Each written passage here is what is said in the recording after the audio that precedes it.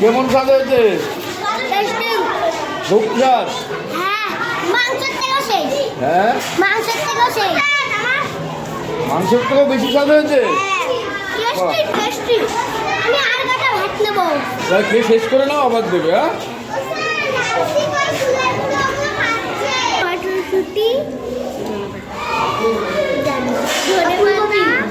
Tomato, ফুলকপি,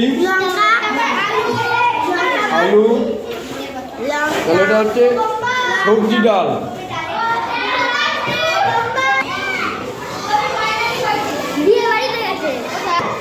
এরকম খাবারই প্রত্যেকদিন রান্না করবো। প্রতিদিন? প্রতিদিনই ভেজ ডাল?